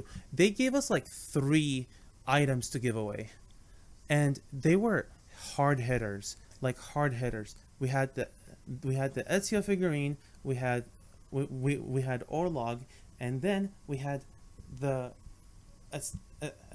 a statue that cost $800, the Assassin's Creed 1 Altair statue. And my God, the effort that Pure Arts put in with us, I'll never forget their their support for the fundraiser. I'll never forget the support of many companies into this fundraiser. Toby Gaming also gave us a great eye tracker, which I never knew existed, but then I think an account named 66 approached me, and they had a contact with Toby Gaming. So Toby Gaming was like, hey, we'll give you one eye tracker. I'm like, okay, awesome, that's great. We also had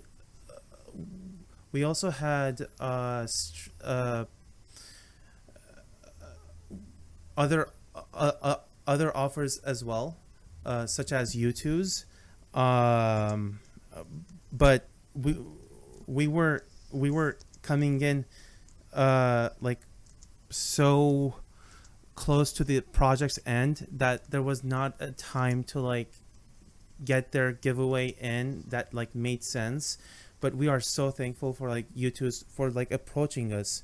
And that was one of those examples where we were offered something and we just thought, look, we have to say no, not because we're ungrateful, but just because of the complexity of adding the price to the prize pool, running a raffle, working out how to distribute it. And it's not a criticism of the offer, it was very generous, but we just had to say no because we'd reached a point where we were running out of energy, to deliver it.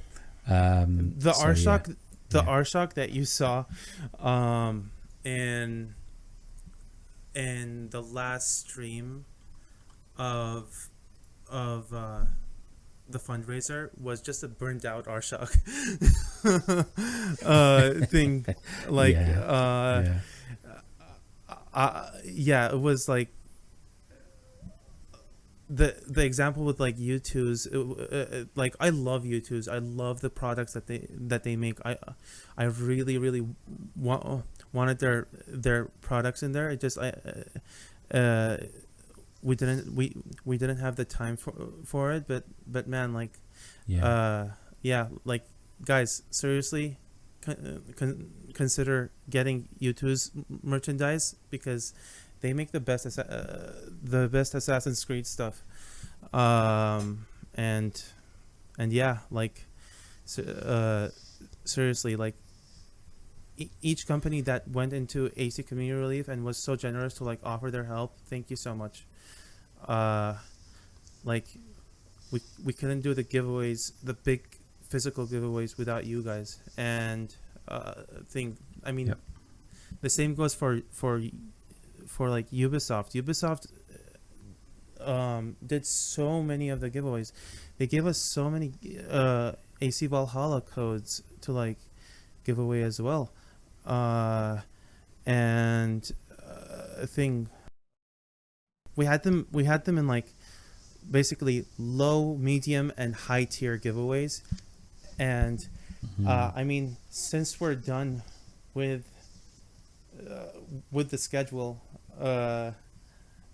James, do you want to talk about the giveaways?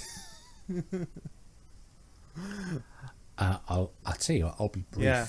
because it's quite a big topic. The giveaways, in some ways, was the most complex part of this project. Making sure that we kept track of everyone who'd won what. Was it a raffle or was it like a buy it now? I spoke a little bit about this last week actually when we were talking with Chris about the I mean, I forget, was it about 4 or 5 days of spreadsheet work? My favorite kind of work. Bringing together all of the tracking data to work out who had won what, and making sure we then contacted everyone and got a response from everyone. So yeah, it was probably another 2 weeks really before we'd finished assigning all the prizes and making sure they'd gone out and everything. So yeah, it was a busy time. Yeah, it was a busy time, and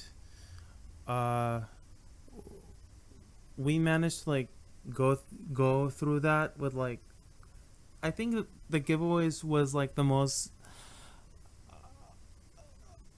like, I mean, people don't realize like like having the ability to like give giveaways. Yeah, it sounds fun, right? But like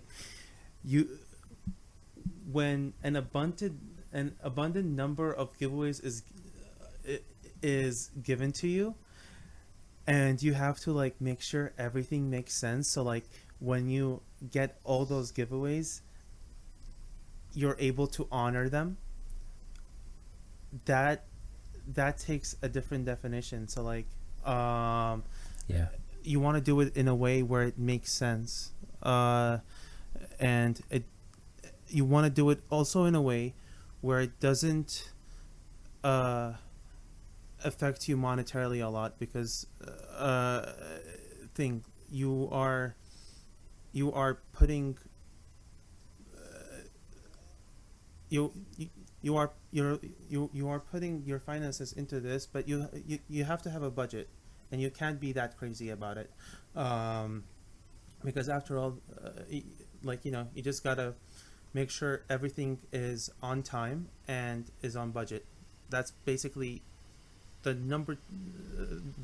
two most important things about project management: on time and on budget. But yeah, like that's often the joke, but it does work. Yeah.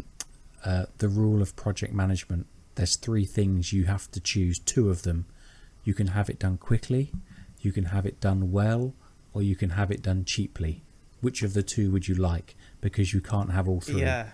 That's a good point. So I'll just finish up by saying that then the closing stream, we had a very good trivia contest with everyone.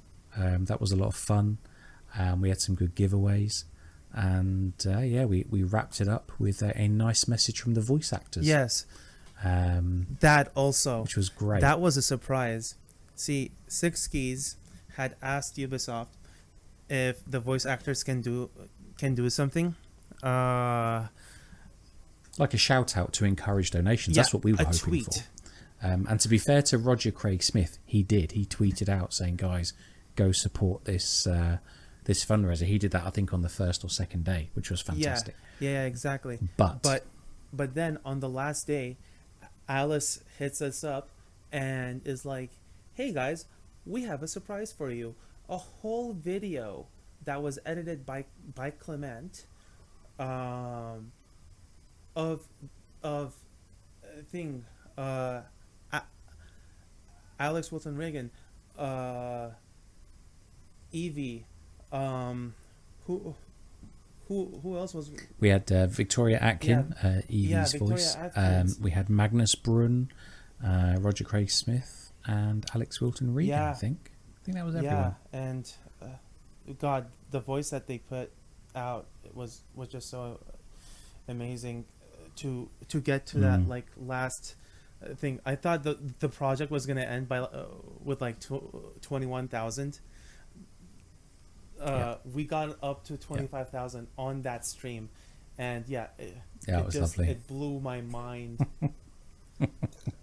That's one of my personal, I know I've said this before, that's one of my personal highlights of the whole event. So it was the final stream. We were, I don't know, 23,000, and it was great.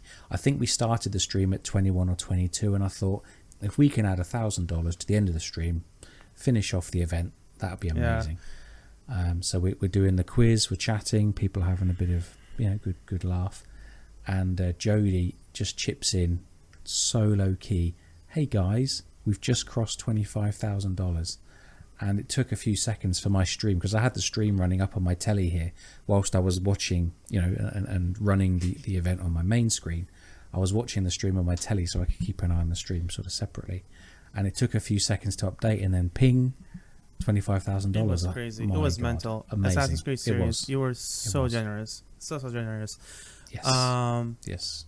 Yeah, and then like that ended the stream, and then the Assassin's Creed community proceeded to have like an hour and 30 minutes more conversation afterwards of all our success, getting to know the people, because I mean we talked to each other, but like we didn't talk to each other with like a whole group of people.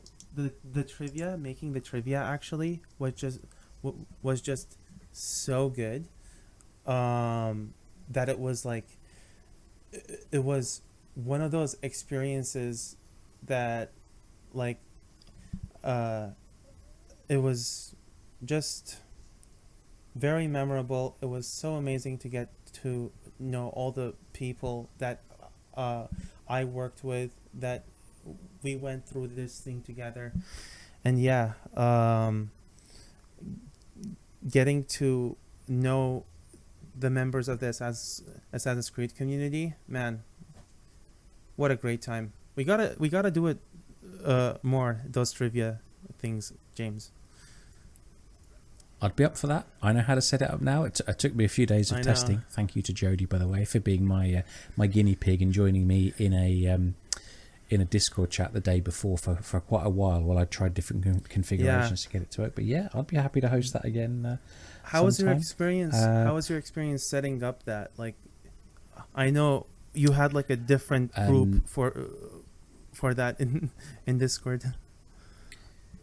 Yeah, what I learned was that there may be a technical term for it, I don't know what it is, but when you're doing screen sharing, there's obviously like a hook. There's either like a graphics card DLL hook or something, so that different applications can grab the screen and present it. So when you do Discord screen sharing, or as I was doing OBS because I was streaming, so all of these different programs, they must have a way of hooking onto the graphics card or onto DirectX or some layer in the video stack, and it wasn't working. And what I realized was, after some testing, you have to do things in a certain order. You have to kind of build the layers of the cake in the right way to get what I wanted, because I needed a Discord video call open with our sort of participants, but I also needed to stream at the same time.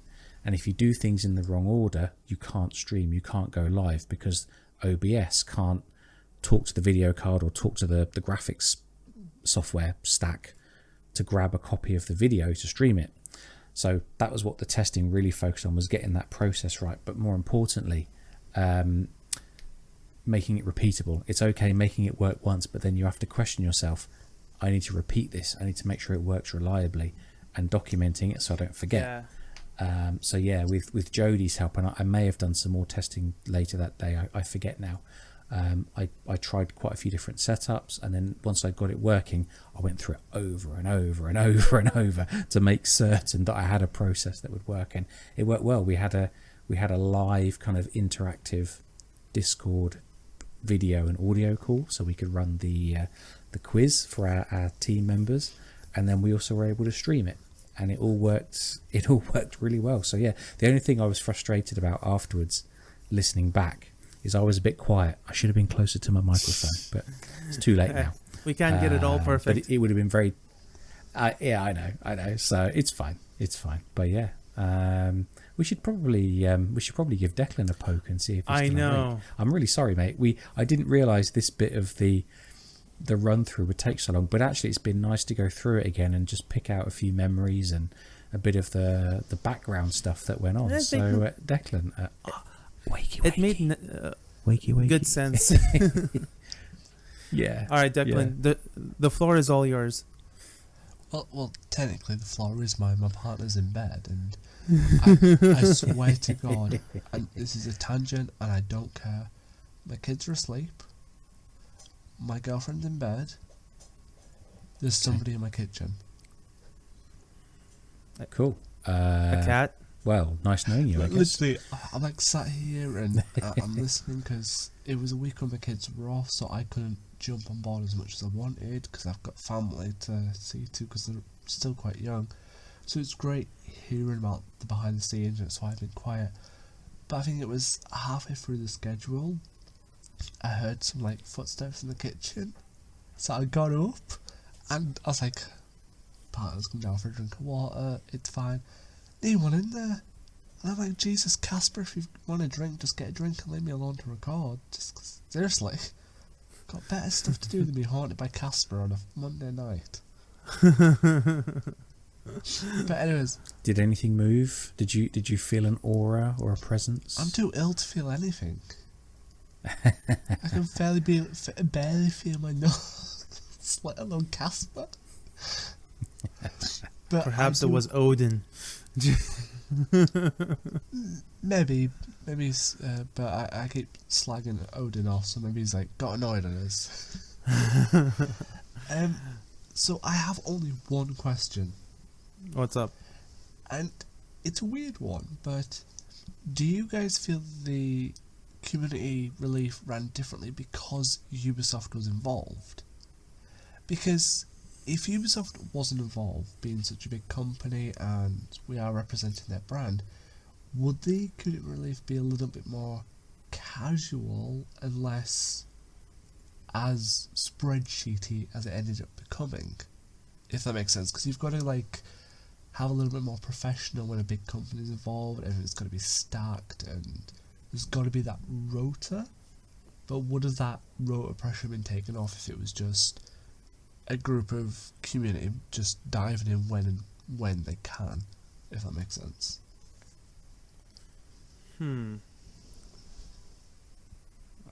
I gotta take a minute for this. Yeah, I'll say a couple of points then while you're thinking, Arshak. It definitely made a difference, and it made a positive difference, because I suppose the other way of answering the question is no, it was terrible, it made a negative difference. No, not at all. It was really it gave us like an extra boost of confidence early on.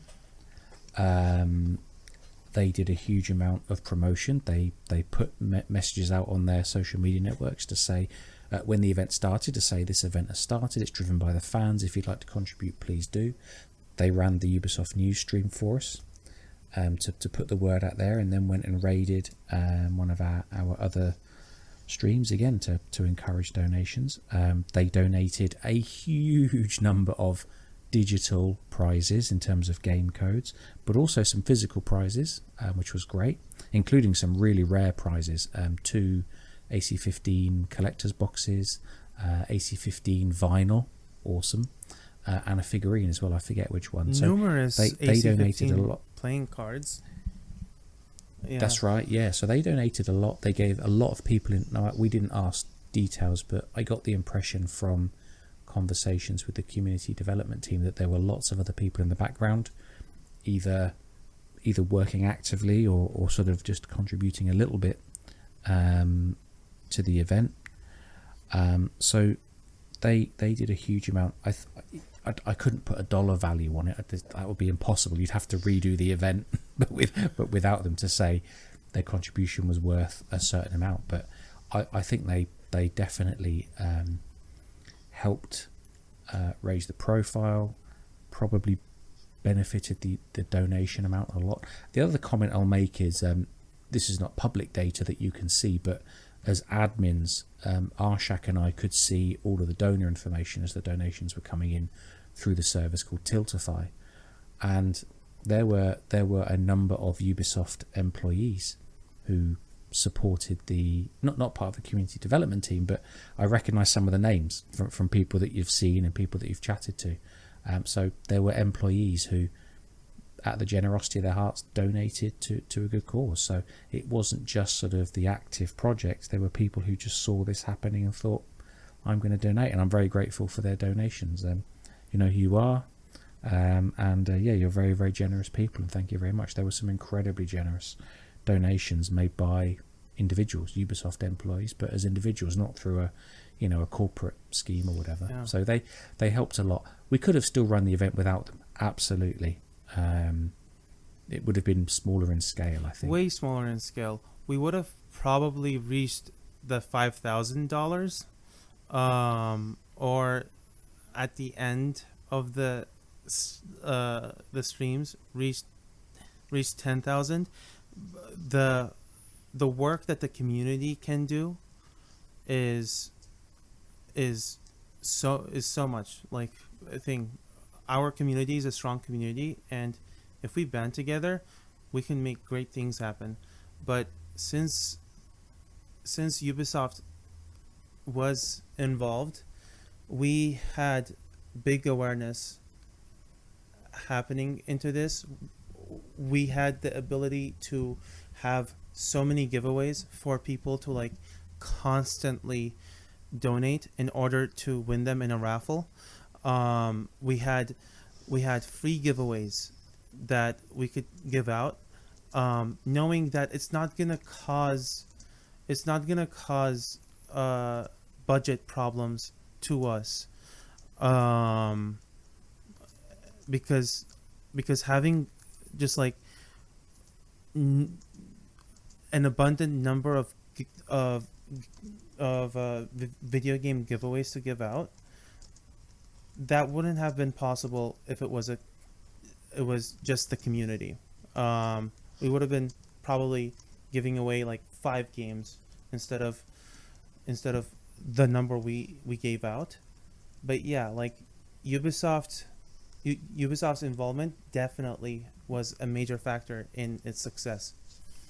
But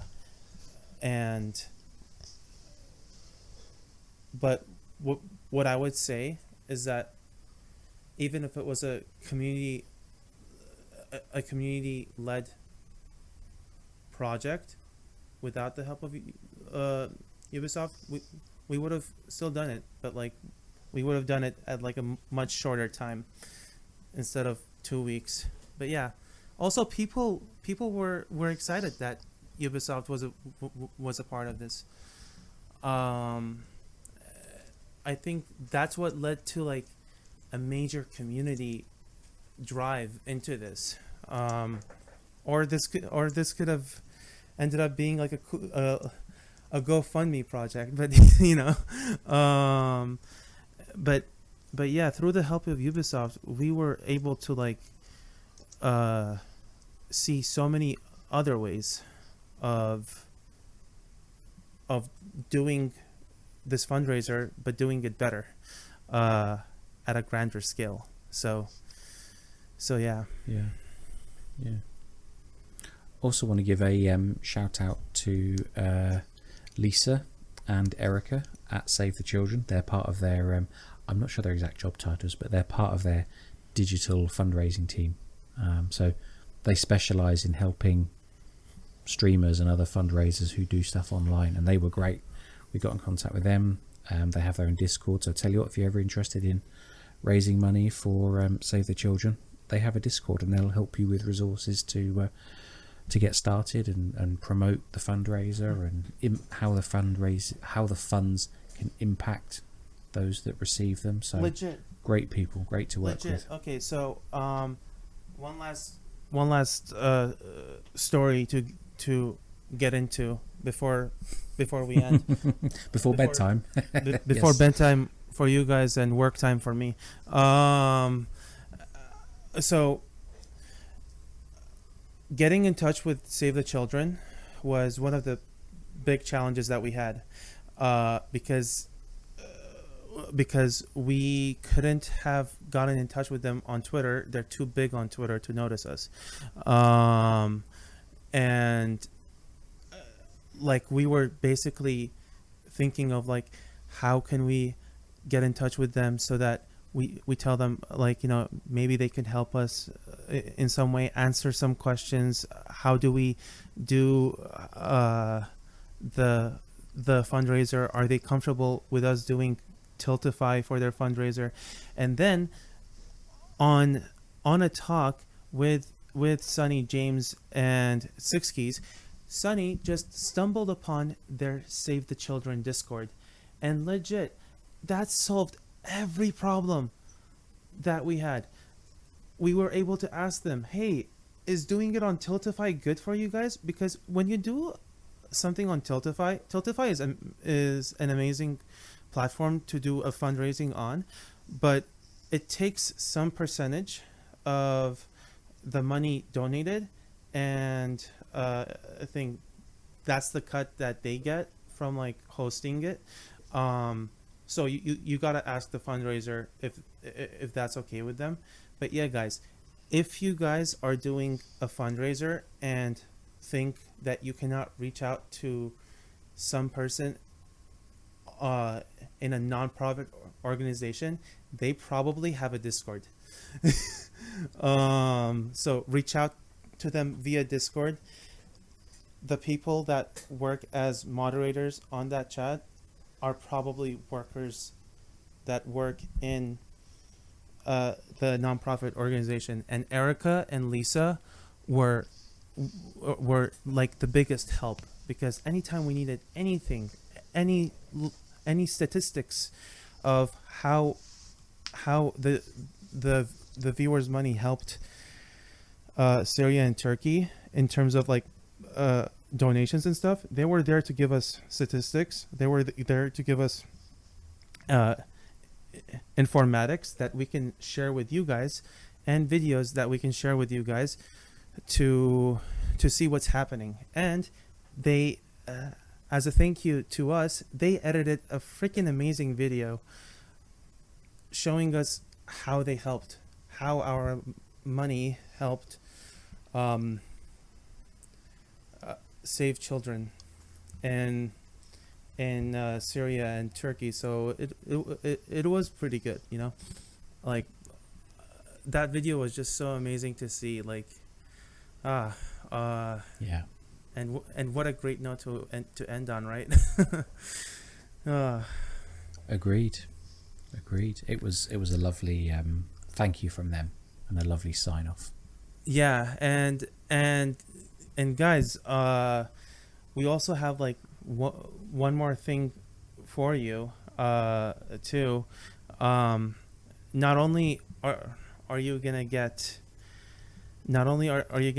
our perspectives on how the project went for us, but you are also gonna get the perspectives of other community members that went through this project. So by the end of our podcast, you will probably hear something. I don't know how it's gonna be handled, but yeah, like, thank you to our community members for putting in the time to like reflect on the great things that they did during this fundraiser.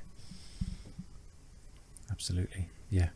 Exact audio settings and setup to be confirmed, but yeah, we'll have some sort of what we hope are like audio memories from other members of the team who worked. worked on the project, which will be lovely to hear. And Yeah. I have enough editing skills with Casper the Ghost to get it figured out. Ha. Absolutely. Nice. I've got plans. I got editorial magic up my sleeve. Declan, this is going to be a 2-hour podcast. Plus. How long have we been talking? We have been talking a while. Yes, 2 hours. Longer. I've edited longer, so. Oh, nice. All right. Nice. But yeah. Thank you so much for having me, guys. This was amazing. Like, to talk about a month-long project that we did. To be honest, I wasn't sure whether we should do it, and when we were talking with Chris last time, I thought, you know what, actually, there's some good stories here, and like you say, depending on why people are listening, if they just want to hear some of the behind-the-scenes stuff, or if they want to maybe listen to a little bit of our experience, hopefully there's a bit of that in there. Yeah.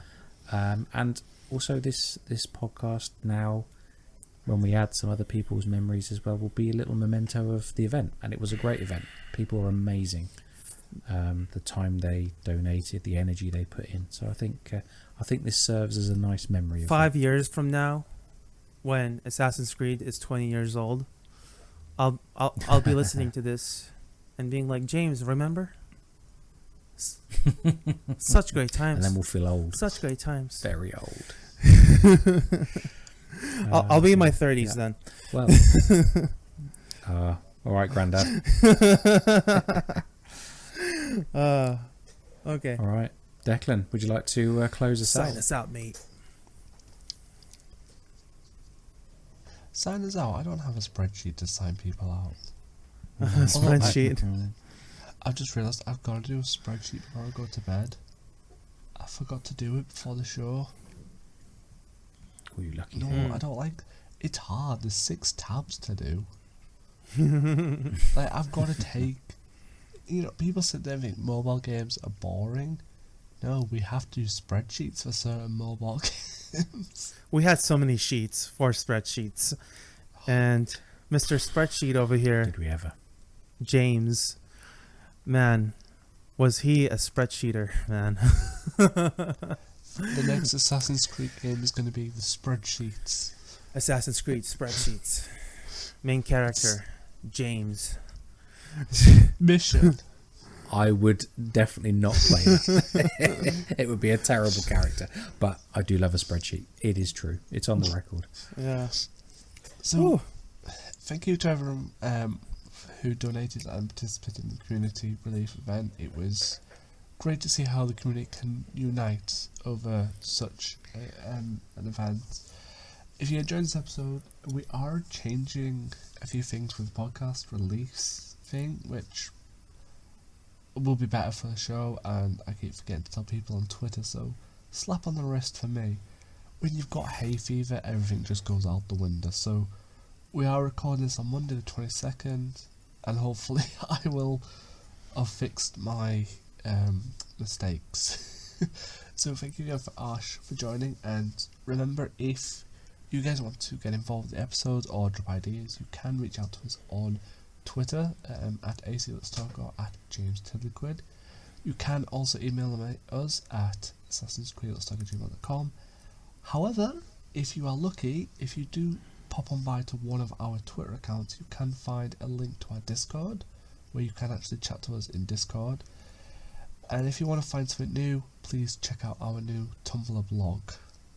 More will be in the future, so thank you all, and we'll see you all next week. See you soon. See ya. Mabuhay! Greetings, fellow assassins, Templars, and Isu. My name is Zark, better known as Master Hekata's Ceremonials. For Assassin's Creed Community Relief, I did a lot of things. I was a co-host and a co-researcher for the Discovery Tour live streams of Turkey in Assassin's Creed Revelations and Syria in the original Assassin's Creed. I was also a moderator for some of the other live streams within the 2 weeks of the fundraiser, and as an admin and video editor for the Scholars of the Creed fan community, I created promos for the virtual photography contest that the Scholars of the Creed was running for the fundraiser, as well as creating a video showcasing the contest winners at the end. It was awesome getting back with my awesome group of AC-15 Discovery Tour co-hosts from the summer to collaborate on the two new tours of Turkey and Syria for community relief. So shout out to Arsh, Louise, Ada, and Burnt Crusader, who were part of the original team, as well as new collaborators with James, Sophia, Assassin M, and Ludo History. Also, a shout out to my newest AC fan community in Scholars of the Creed, particularly Chris, or Subject 72, who is the head admin, as well as the lead VP artist, Miss Evie Fry, for running and co-judging our awesome virtual photography contest where we got many beautiful entries. So shout out to the VP contest participants and the winners. And a shout out to Lena, White Wolf Whispers, Ada again, and D Ketsa.